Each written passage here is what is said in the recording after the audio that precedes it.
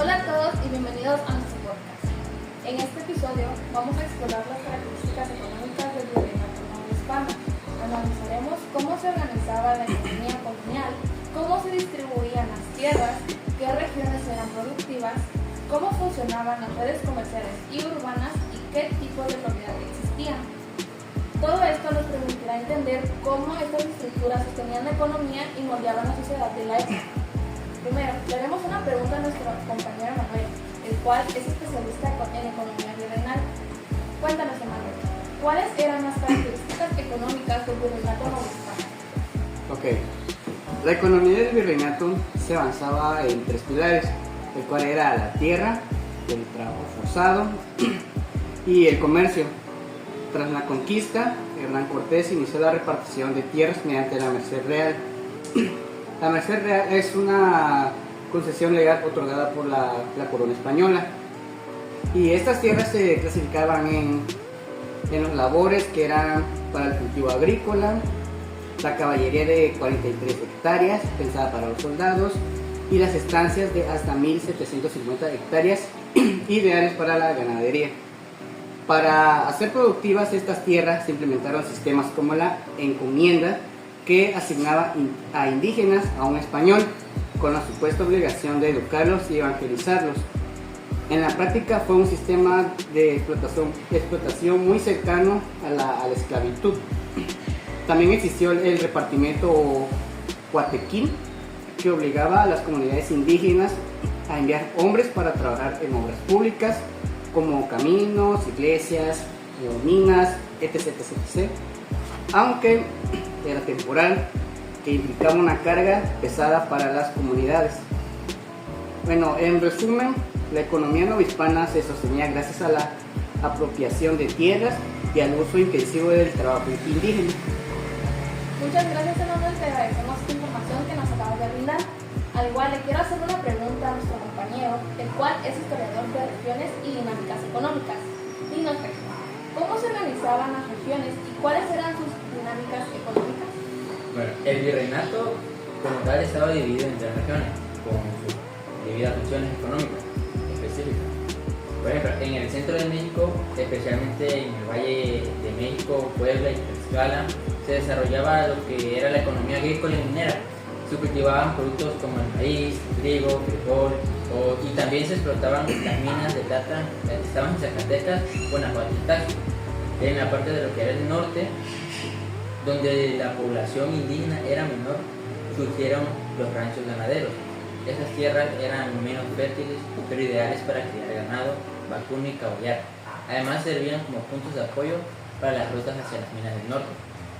En el sur, como en Oaxaca, Chiapas y en la región de Soconusco, se cultivaba caña de azúcar, cacao, algodón.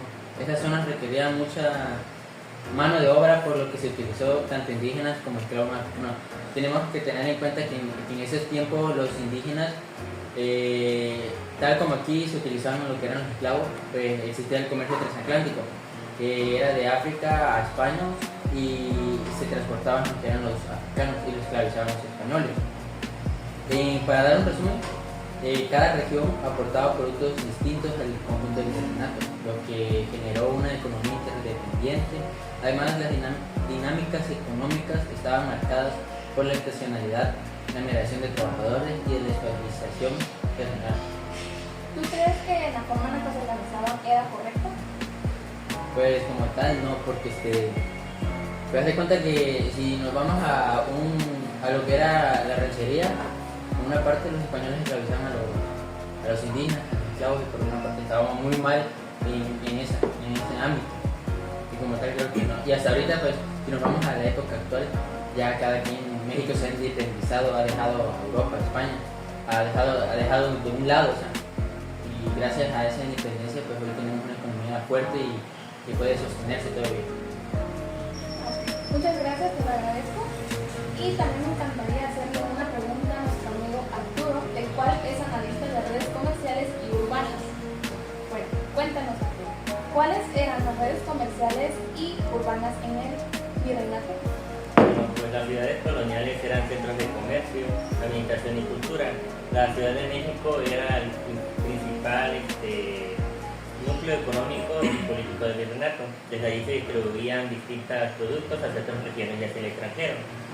El puerto de Veracruz era fundamental y sigue siendo fundamental para el comercio con otras regiones, hacia España y otros países europeos como Francia y Portugal, e incluso para exportaciones hacia África.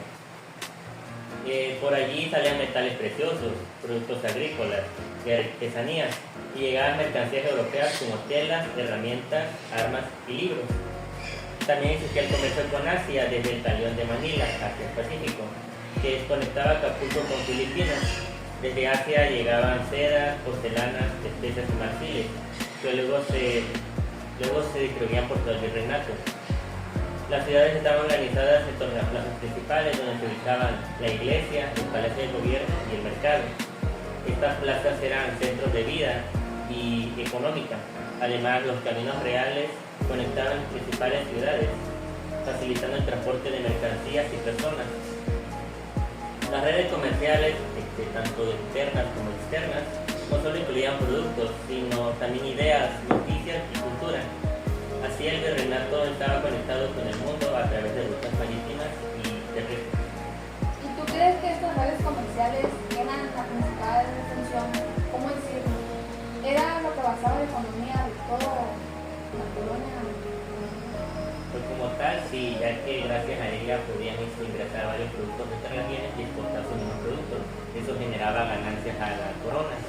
Y como tal, pues sabemos que México es biodiverso y pues como tenía mucho que dar, eso, como te digo, explotó la economía de la Nueva España, que porque España a principios de la colonia estaba un poco en problemas económicos, ya que no tenía muchas rutas para exportar sus productos.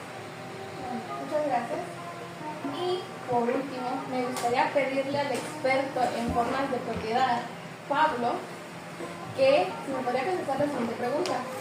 ¿Cuáles eran las formas de propiedad en el virreinato? Las formas de propiedad en el virreinato existían tres formas principales de propiedad de la tierra. Haciendas, que eran grandes propiedades agrícolas y ganaderas. Los hacendados eran parte de la élite colonial. Las haciendas empleaban a muchos trabajadores, algunos fijos que vivían cerca del patrón y recibían crédito en la tienda de agua. Aunque había normas para evitar abusos, muchos trabajadores quedaban endeudados y atados a la hacienda. Las haciendas producían maíz, trigo, ganado y otros productos americanos y históricos. Igual existían lo que se llaman ranchos, eran propiedades más pequeñas. Muchas veces de familias surgieron en el norte del virreinato, en zonas poco pobladas. Allí el trabajo lo realizaban los propios dueños de los ranchos, de unos asaraderos o de los dueños del rancho. Su producción era para el consumo local o para ofrecer a los mineros cercanos. Los ranchos fueron clave para el desarrollo de nuevas poblaciones y para el abastecimiento de las regiones aledañas. Y la propiedad comunal. A pesar de la conquista, muchas comunidades indígenas conservaron sus tierras gracias al reconocimiento de la corona. Estas tierras eran trabajadas colectivamente y permitieron mantener muchas tradiciones de la época prehispánica. La propiedad comunal fue una forma de resistencia cultural y económica frente al dominio colonial. Ok, muchas gracias, Pablo. Agradecemos tu respuesta. Bueno, en sí este podcast sirvió para que nos representaran cuáles fueron las características económicas del virreinato novohispano, centrándose en las regiones y dinámicas económicas, las redes comerciales y también las formas de propiedad, como lo son las haciendas, ranchos y propiedades comunales. ¿Cómo funcionaban realmente estas estructuras en la época colonial y cuál fue su importancia? Bueno, como muchos pudieron oír aquí, nuestros expertos en distintas áreas que influyen en este tema nos dieron a entender que las características económicas del virreinato novohispano se basaron más que nada en la apropiación de aquellos que tenían tierras, al igual el trabajo forzado y el comercio. Las regiones se especializaron según sus recursos: agricultura y minería en el centro, ganadería en el norte y, por supuesto, las plantaciones acá en el sur. Las redes comerciales conectaban con muchas ciudades, puertos y al igual minas, las cuales facilitaron el intercambio de productos con Europa y Asia. Las ciudades eran centros de poder, comercio y cultura. En cuanto a la propiedad, el cual nos explicaron, las haciendas como tal eran grandes centros de producción. Los ranchos eran más que nada más modestos y eran familiares. Y las tierras comunales permitieron a los pueblos indígenas conservar su cultura y autonomía. En sí, estas estructuras fueron fundamentales para sostener la economía colonial y moldear a la sociedad no hispana, generando desigualdades sociales, pero también espacios de resistencia y adaptación cultural. Bueno, muchas gracias por acompañarnos en este recorrido por la economía del Virreinato Nuevo Hispano. Esperamos que este episodio les haya ayudado a comprender mejor cómo funcionaban estas estructuras y la importancia histórica. Hasta la